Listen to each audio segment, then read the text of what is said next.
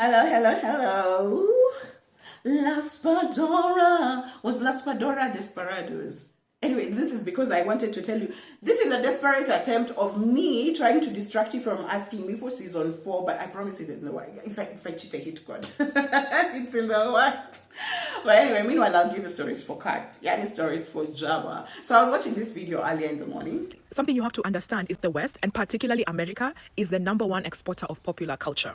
That's why Africans and people from the global South are inherently more multicultural than any American or European person that you come across. We can enjoy so many diverse forms of media, while most Americans can't sit down to watch anything that's not out of Hollywood. And she's a brilliant creator. Her name is Olivia N. I'll tag her in the caption so you can go consume more of her or you will love her. But anyway, speaking of multiculturalism, I wanted to talk about my experiences in Nairobi and how I keep telling people that Nairobi is the America of Kenya. Change my mind. Nairobi is the America of Kenya. Literally, Nairobi is built on the back of immigrants. And by immigrants, I don't mean that in a derogative way. I just mean that people who came from the outside, like me, coming here to look for greener pastures, and we came here and if you look at the art scene, you look at the people who are actually doing the work, they're not necessarily from here. But anyway, let me give you some of my experiences. So when I came to Nairobi in 2017, a lot of Nairobians would claim me. They're like, oh, you grew up here, you're definitely from here. No, I'm not from here. And why were Nairobians very easily claiming me? Because my mastery of the Queen's language is a bit on the top, you know? And I was like, Nairobians make fun of people when they have mother tongue influences. When you can't speak English or Kiswahili fluently, Nairobians will make you feel like nothing. So they want to associate with people who speak these languages clearly or very well, when in real sense, Nairobians themselves don't speak any language well. When you look at English, is that English you're speaking? No, it's not English. That Kiswahili you're speaking, yeah, I don't think that's Kiswahili. And mother tongue, ata tusifike uko, Nairobians are out. So there is no single language that Nairobians speak well, but they do make fun of other people for not speaking these languages well. Does it ring a bell? Is it familiar? How Americans tell people you need to speak in English. You, that English that you speak, how many languages can you speak first of all? And that one which you claim to speak, can you even pass a test in that language? Gives me same Nairobi energy. There's no language they speak very well, but they are very quick to make fun of other people for not speaking that language well. Does it make sense? And anyway, Nairobi people would claim me, except service people. It's service people who would look at me and be like, you're not from here. Why? Because courtesy and kindness is not a very common thing here. And I understand that the city is bustling. And honestly, the last thing you need in your head is to be kind to someone or to show someone acts of kindness, only for you to find out that they are cons. So Nairobi, I can understand how that is not something that is a priority, being kind or being nice to people. So I get that. But usually service people can pick it up very fast. They're just like, hey, you're checking up on me. Hey, you're greeting me. I don't think you're Nairobian. Hey, you're speaking in a tone that's sensible. You're not shouting. You're not being rude. So I think people can pick that up. And service people usually say that you're not from here. Now let's go to Sijui food. Akina Sijui organic. Let's not even get to the organic and sustainability terms that Nairobians have picked from Sijui where and decided that they'll now identify with it. Our food comes from the farm. Please relax. And let's ask people from Mashinani are the ones who know this. We've seen it being panduad and being vunuad, and we know the actual process. So when Nairobians start to pick up terms from Sijui where, anyway, this has reminded me of the KFC scuffle. You remember the entire KFC potatoes, whatever was happening. And I just saw people on socials, they were just like, let's take them down. Oh, we're going to boycott KFC. And I'm just thinking, mnajua mko wangapi mnakulaga yo KFC yenu?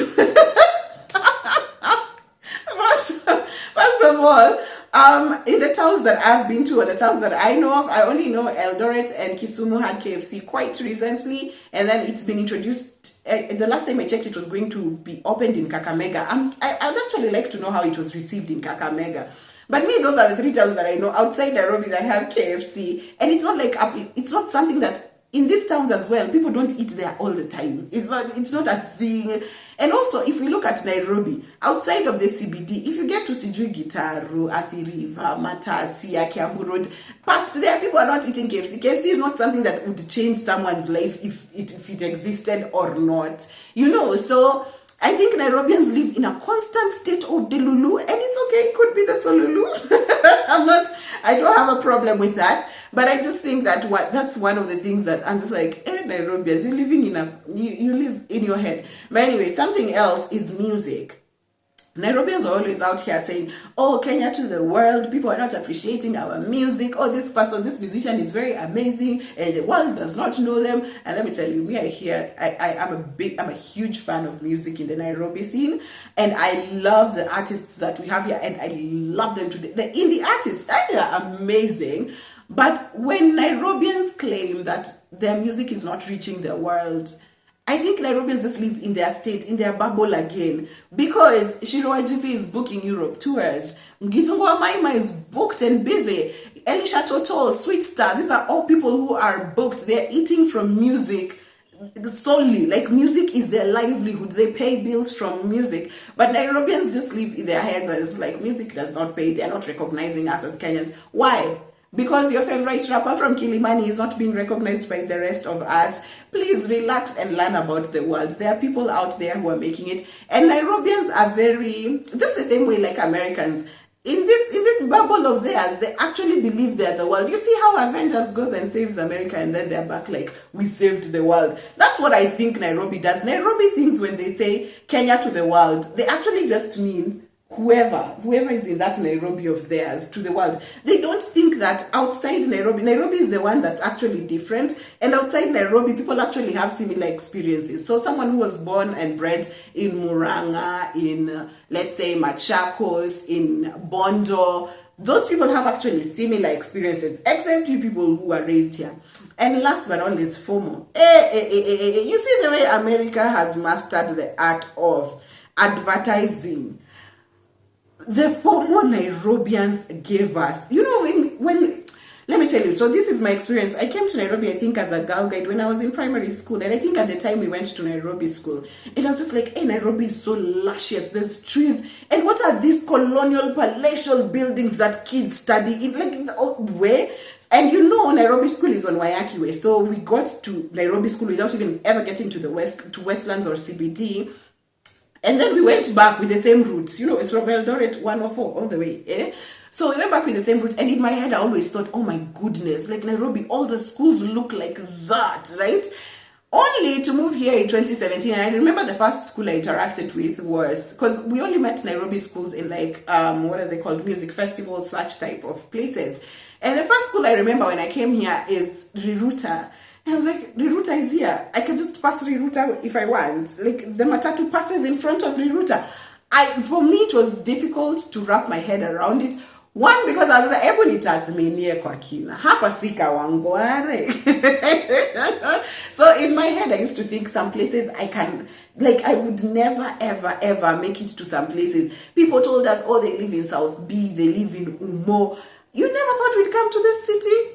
Okay, maybe in the 90s it was giving Magetini and Umbwakali. Maybe you should have taken pictures, because there's no way right now you're convincing us that those places, and not to throw shade, it's just that those places don't match up. In the Mashinani, when people say that they come from like a richer family or they come from like a better family, let me tell you, they come from like a good place. Not the South B and Umo things I'm saying, because I remember specifically South B and Umo. People from South B and Umo gave us headache. I never knew it looks like that. But if those are your standards for middle class and upper class, that is also fine. I have nothing against it. But yo, Nairobians, you gave us FOMO. See, we've come to this city. See, we have seen. See, some of us have conquered, some of us are still trying. But anyway, that's why I keep saying that Nairobi is the America of Kenya. When it comes to food, it comes to culture. Or there's one also, I remember I used to carry a kiondo in campus, and I was known as the girl with a kiondo.